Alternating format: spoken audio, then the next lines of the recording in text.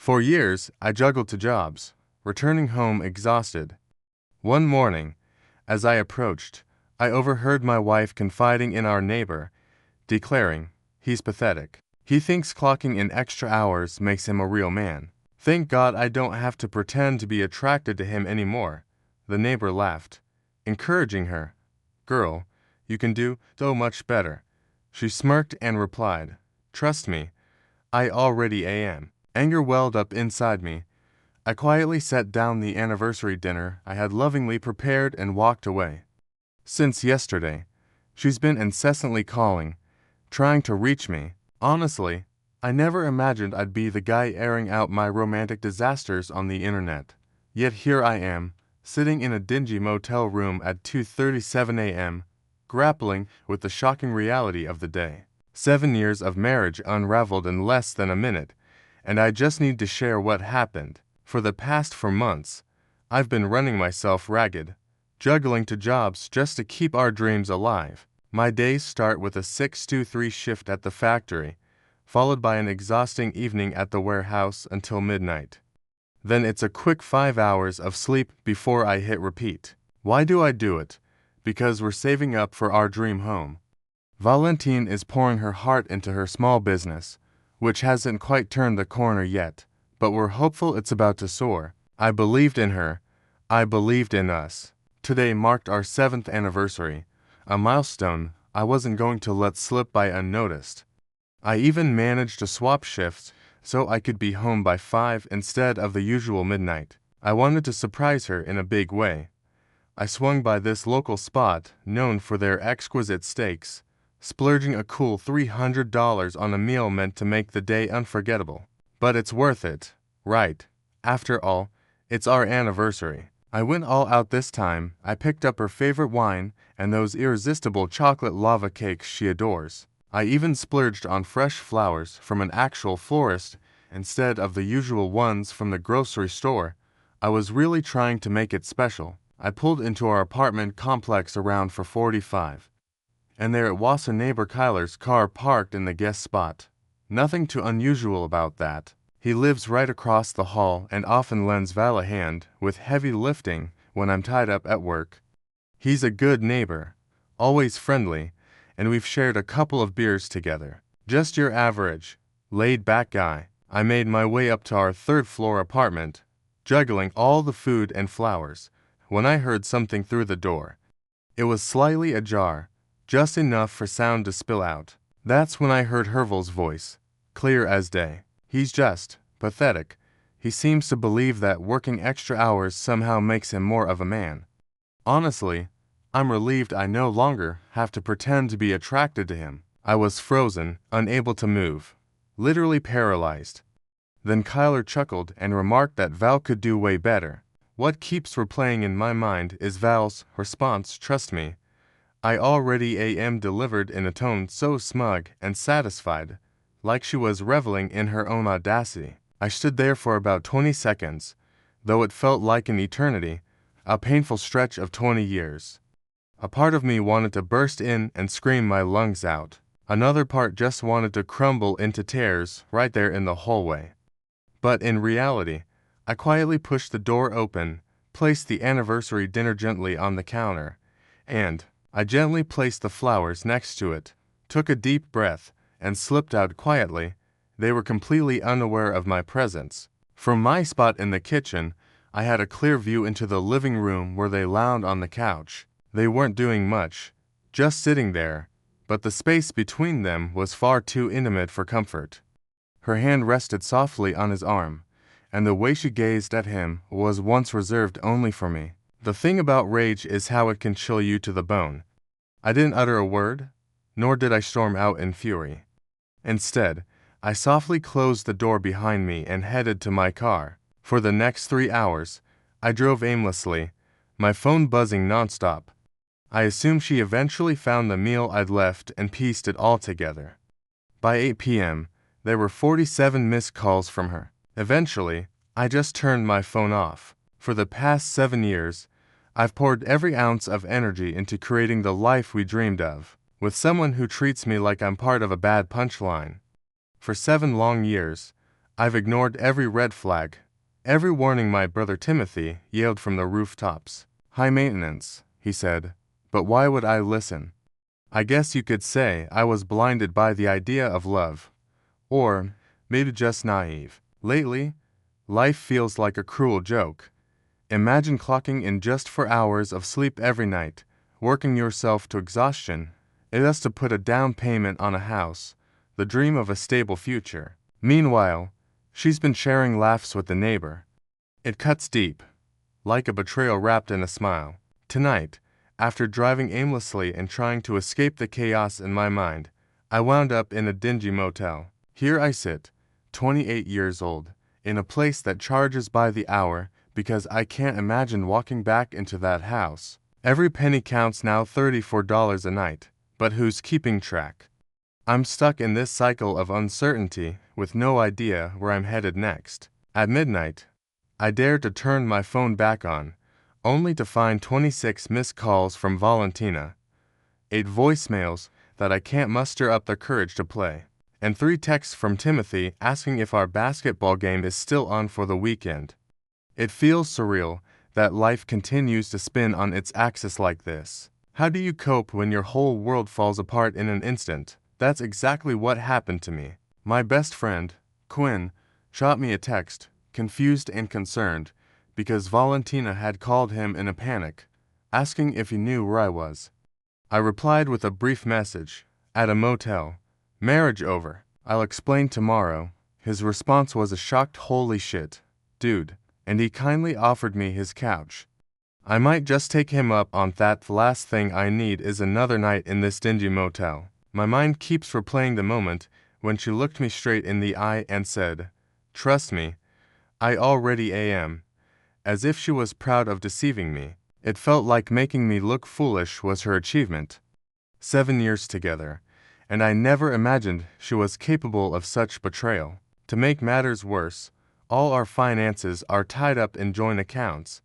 Every penny I've worked so tirelessly to earn is at risk. First thing tomorrow, I must untangle this mess before she decides to drain everything. Should I call in sick to both of my jobs?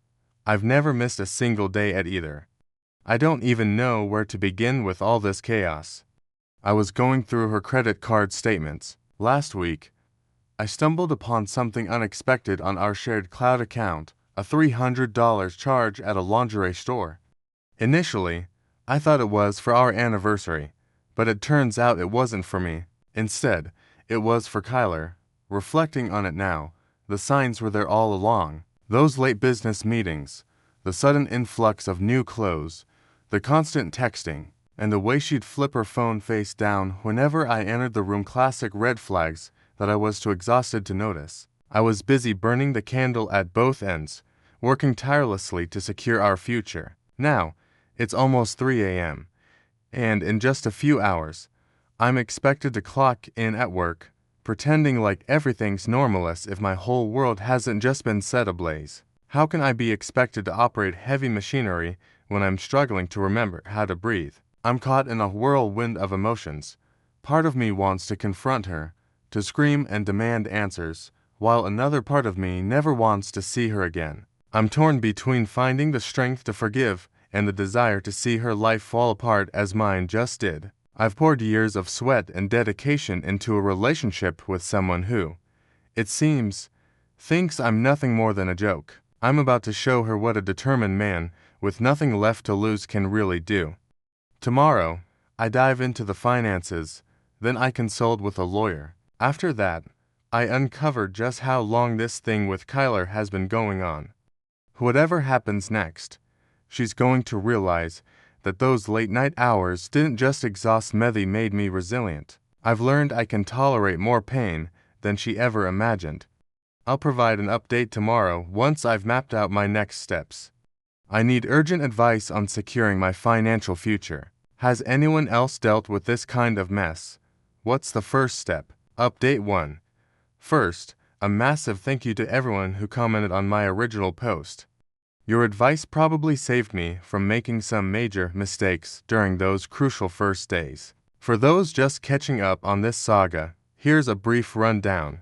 2 weeks ago, After coming home early from my second job with plans for a special anniversary dinner, I was blindsided by a heartbreaking discovery. I overheard my wife, Valentina, talking to our neighbor, Kyler, dismissing my extra work hours as pathetic and expressing relief that she no longer had to pretend to be attracted to me. To top it off, she confessed to having already been unfaithful.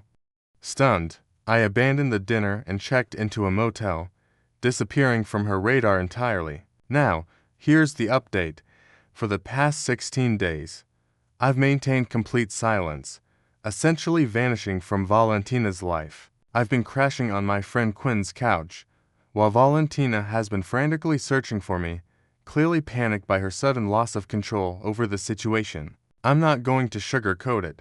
There's a somber sense of satisfaction in witnessing someone who wronged you come to terms with the chaos they've unleashed. Right after sharing my story online, I took decisive action. I called in sick to both jobs a first for me and went straight to the bank when they opened. I transferred $14,000, half of our joint savings, setting the stage for a new chapter in my life, one where I reclaim my independence and peace of mind. I opened a new account at a different bank, leaving just enough behind to cover this month's bills. Despite everything that's happened, the last thing I want is for our utilities to be cut off or to miss the rent payment. When I explained my urgent need to separate our finances, the bank teller gave me a look of genuine concern.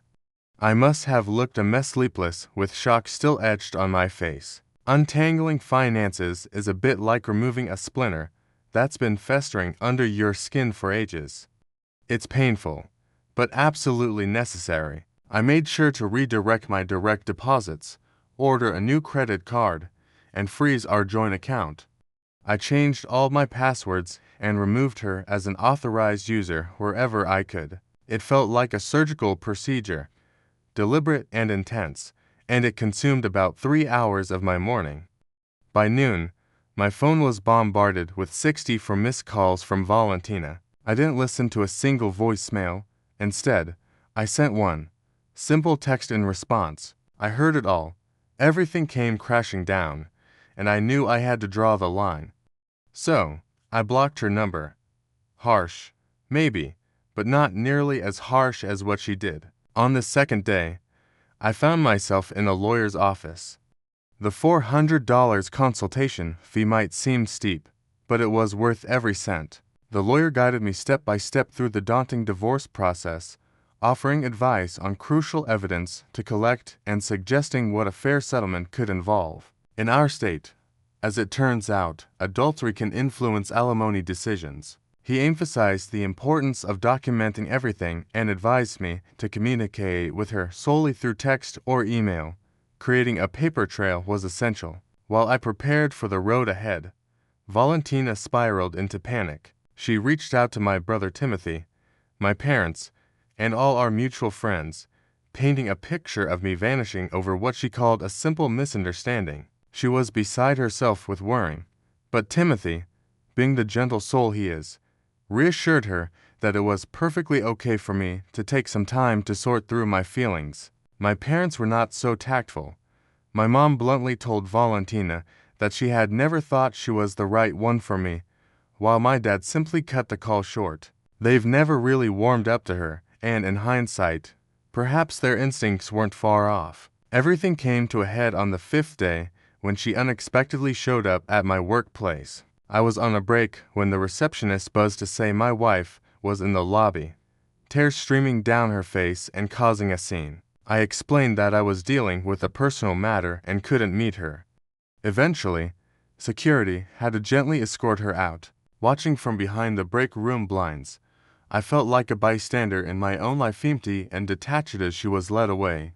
It wasn't my finest hour. Through all this turmoil, Quinn has been an absolute rock.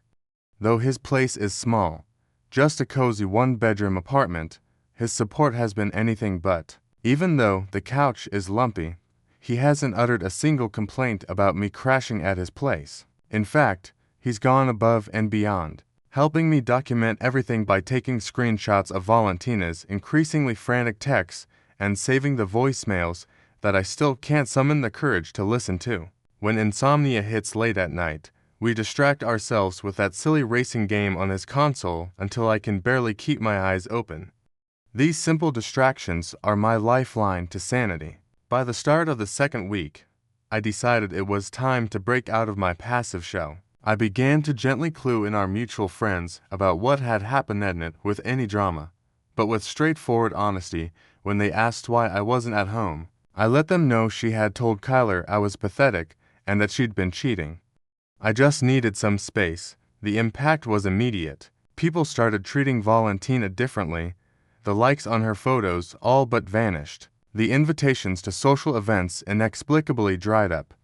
Ruth, my college friend and her business partner, decided it was time to reassess their partnership. I never asked anyone to take sides, yet it happened anyway. That's the tricky part of tight-knit communities. News spreads quickly, and judgments are formed faster than you can blink. The general consensus seemed to be that betraying your husband while he's juggling two jobs to fuel your dreams is, well, pretty reprehensible. By day 10, I took a step that might not have been my finest, but I have no regrets. I walked into the store where Kyler worked, intending to confront him not with drama, but with quiet resolve. I approached him when the coast was clear and told him, calmly and matter-of-factly, that I was aware of everything. I had already consulted a lawyer and was diligently collecting evidence for an impending divorce. His face turned ashen, and he stumbled over his words, desperately insisting that it wasn't what I thought, that they were merely friends. I walked out with a smile on my face, savoring the moment. Moments later, Quinn's friend, who works with Valentina, noticed her phone lighting up with frantic messages. It's been incredibly satisfying to hear from mutual friends that Kyler is having second thoughts about their relationship now that he's facing real consequences. It seems that the prospect of dealing with divorce drama and losing access to her husband's resources isn't exactly appealing to him. Who would have guessed that someone willing to have an affair with their neighbor's wife might not be cut out for a committed relationship? Truly shocking. On day 13, I decided to revisit our apartment while Valentina was away at her weekly yoga class. I installed small cameras in the apartment's common areas, completely legal since my name is still on the lease. Don't worry, I avoided placing them in the bedroom or bathroom. I'm no creep. I just needed to document who was coming and going, and check for any damage or missing items. The place was a disaster zone. Take-out containers littered every surface, and clothes were piled in heaps. The flowers I'd left behind had withered away, their once vibrant petals now dull and scattered like dead butterflies on the counter. Amid the chaos, I stumbled upon some startling paperwork. It turns out Valentina's business is drowning in $32,000 of debt. She's been hiding this financial nightmare from me while I worked myself to the bone to support her dreams. I photographed everything evidence to fortify my case with the lawyer. Yesterday marked day 15, and I finally picked up one of her calls. Her voice was strained from crying, her words a tangled mess of desperation. She pleaded for an opportunity to explain, promising she'd do anything to make things right. She insisted the situation with Kyler was a meaningless mistake. I listened in silence for precisely 4 minutes and 14 seconds. I timed it. Then I calmly asked if she would meet with me to talk. We've planned to have dinner tomorrow supposedly, just the two of us, a chance to talk things over. She agreed so quickly, it almost felt pitiful. But tomorrow night, after 16 days of silence, I'm headed back home. Valentina is under the impression that we're having a reconciliation dinner. What she doesn't suspect is that I've also invited her parents, my parents, and some of our closest friends. I've put together a presentation filled with screenshots, financial records, and carefully chosen clips from the cameras I installed. The dinner reservation she believes I've made, it doesn't exist. Instead, she walked into a room full of people ready to uncover her true nature. Quinn thinks this plan is too merciless, but Timothy argues it's justified. As for me, I believe it's exactly what she deserves. A dose of the public humiliation she felt so at ease inflicting on me behind closed doors. It's got me reflecting on something my grandfather used to say, that the deepest pain in having your heart shattered, but realizing you never truly knew the person who did the breaking. 16 days ago, I was convinced I really knew my wife. Tomorrow marks a pivotal moment. She'll finally see the person I've become. After the dust settles, I'll share what happens next. Wish me luck, my friends. It's been 6 months since that fateful dinner, and I'm finally ready to spill the final chapter of this saga. For those just tuning in, here's a brief recap. I caught my wife, Valentina, bad-mouthing me to our neighbor Kyler, the same guy she was secretly seeing. She vanished for 16 days following that discovery. We then orchestrated a reconciliation dinner, though her plans were far from the truth. Let me take you back to that evening. I meticulously planned every detail, even curating a playlist to set the right mood through our apartment speakers. Her parents were to arrive at 6:15, mine at 6:20, followed closely by our four closest friends, staggered between 6:25 and 6:30. Unbeknownst to Valentina, she would walk in at 7 o'clock, under the illusion that it was just a one-on-one, heart-to-heart dinner. Little did she know, there was much more in store. Quinn had been a lifesaver, setting up a simple slideshow on the TV, while I gathered printouts of bank statements, credit card bills, and screenshots. Everything was poised for the evening's revelations, or so I thought. At exactly 5:45 p.m., which was a full 15 minutes before the expected guests were supposed to trickle in, my phone vibrated. It was Valentina. Her text read, "I'm coming over now. Can't wait another minute." My heart sank, a mix of surprise and dread. This was certainly not in the plan. Still in the bathroom, half ready and frazzled, I heard the unmistakable sound of her key turning in the lock. In a moment of panic, I frantically texted everyone to come sooner, yet I knew deep down that they wouldn't make it in time. It was going to be just her and me, alone, for about 20 anxiety-ridden minutes. It was far from the controlled confrontation I had envisioned. The truth is, no matter how much you think you're prepared to face someone who has betrayed you, you simply aren't. Then I stepped out of the bathroom. There she was, standing in the entryway, radiating cool confidence in a striking blue dress. My heart skipped a beat as the air hung heavy with unspoken words. I remembered the scarf I'd bought her for her birthday the previous year, a symbol of the history we shared. She stood there, clutching a bottle of wine, real tears glistening in her eyes, and for a brief moment, my resolve wavered. 7 years of shared memories don't just vanish into thin air. That's when she dropped the quintessential Valentina line. She brought the wine because she knew I wouldn't have anything decent at home. Even as she attempted a half-hearted apology, she couldn't resist taking a jab at me. Instantly, I braced myself once more. What followed was a surreal 20 minutes. Valentina launched into a theatrical performance full of tears and apologies, insisting her fling with Kyler meant nothing, that it only happened twice, and blaming it on feeling neglected. Blah, blah, blah. I just sat there on the couch, silent and impassive, watching her grasp desperately at salvaging something irreparable. As her pleas grew increasingly frantic, she reached out to touch my arm, my hand. I subtly shifted away, creating a gulf that could no longer be bridged. At precisely 6:17, the doorbell's chime echoed through the house. The expression on her face was unforgettable, confusion rapidly giving way to alarm when her parents, Roberto and Rhonda, stepped through the door. Roberto's laid-back demeanor was almost a relief, but Rhonda, well, she's always been a handful. She never believed her daughter could have chosen a better partner, and tonight, her perspective was about to be challenged in ways she couldn't anticipate. By 6:32, the room was packed. 9 of us squeezed into the tiny living room, each wearing the awkward look of someone attending a wake. And, in a sense, it was the wake of my marriage. With a deep breath, I rose to address the room, thanking everyone for being there. I spoke of the communication struggles Valentina and I had been facing, and why I believed the presence of loved ones could help us navigate this tumultuous time. Valentina sat rigid on the couch, her eyes silently conveying her fury. Then, Taking a steady breath, I clicked to start the slideshow. The first slide was a stark screenshot of our bank account, laying bare the financial truths that had, in part, driven us to this point. For the past 4 months, I've been meticulously documenting my income from both of my jobs.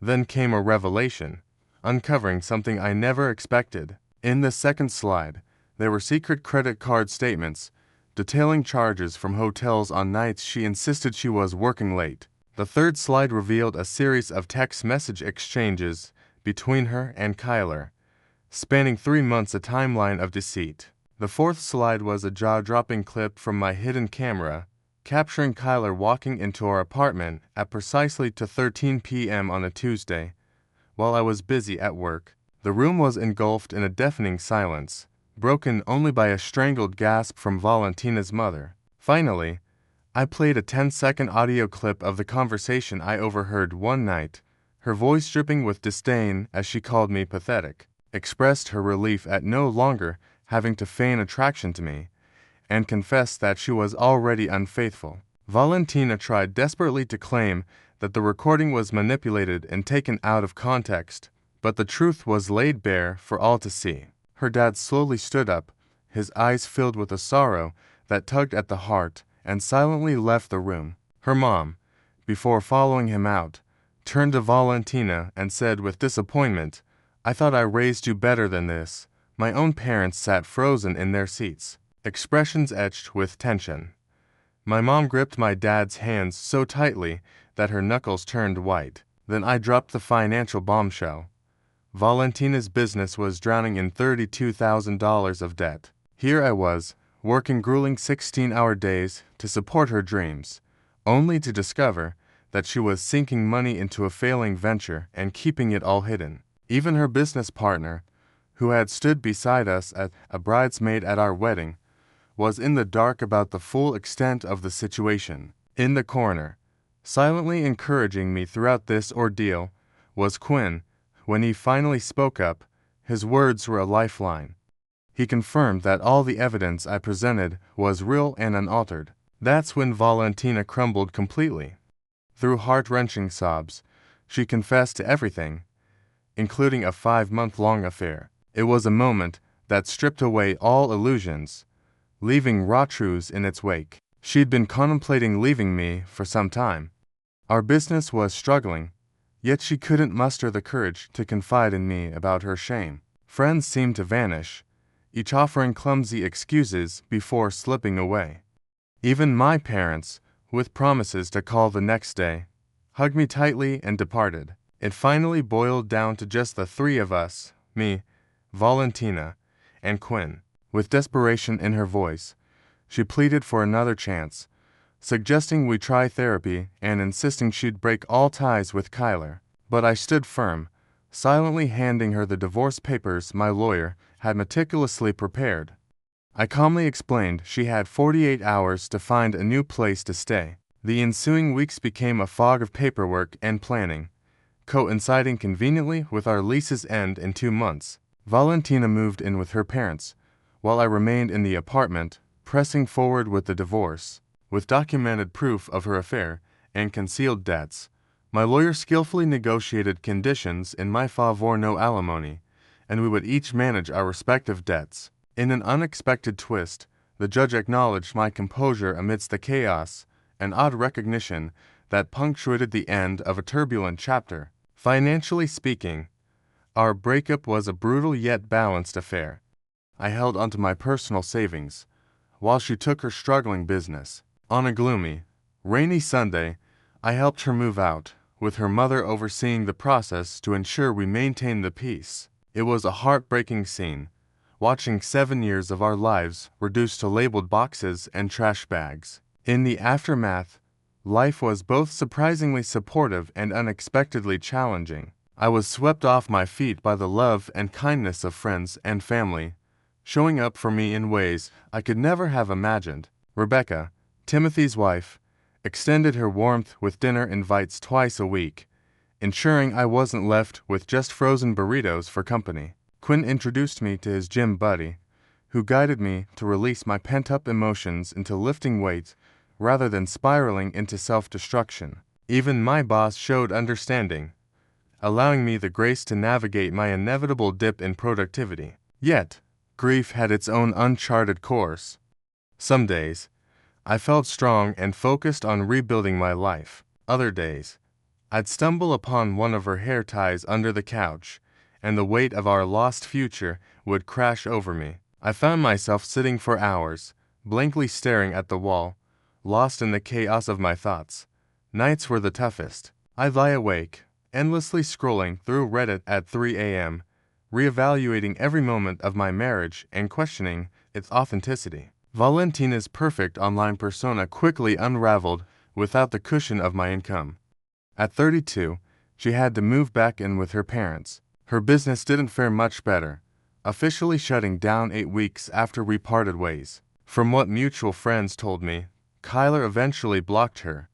Apparently, she kept showing up at his door, intoxicated and begging him to commit. Classic Kyler, more than willing to get involved with someone else's wife, but completely uninterested in dealing with the aftermath he contributed to. 3 months after the divorce, I received a promotion at my main job. It was a turning point that allowed me to finally quit the second job. Although my sleep schedule is still a bit of a puzzle, I'm making progress, slowly but surely. I deleted all those dating apps I impulsively downloaded right after the divorce. I'm just not ready to dive back into that world. Some wounds take more than a simple swipe to heal. 5 months later, I bumped into Valentina at the grocery store. It was awkward, to say the least. She looked pretty rough, and honestly, I probably didn't look much better. We awkwardly tried to ignore each other, but fate had other plans, and we ended up in the same checkout line. Valentina asked how I was doing. I told her I was fine, and she mentioned she was seeing a therapist. I told her that was good for her. Then we just stood there, trapped in a painfully long silence until it was my turn to pay. Some closure. Last week marked 6 months since the whole thing fell apart. I finally moved out of that apartment filled with memories and ghosts, and found a smaller place closer to work. It's a fresh start and, right now, exactly what I need. Quinn and Timothy lent a hand when I moved, and afterward, we celebrated on my new balcony with a few beers. For the first time in months, a sense of peace washed over me. So, you might wonder, what's the lesson in this tale? Rose. Perhaps it's realizing that those you trust the most can sometimes let you down, or that while revenge might feel sweet, healing brings a deeper satisfaction. Maybe it's the hard truth that sacrificing your dreams for someone else's is a fool's errand. It could be all these things, or perhaps it's simply more straightforward. Life marches on, even when you're convinced it can't. The world keeps turning, bills remain relentless, and the sun rises each day whether you're in a happy marriage, freshly divorced, or somewhere in between. I'm not who I was 6 months ago. Yes, I'm a bit more cynical, but I'm also far more self-aware.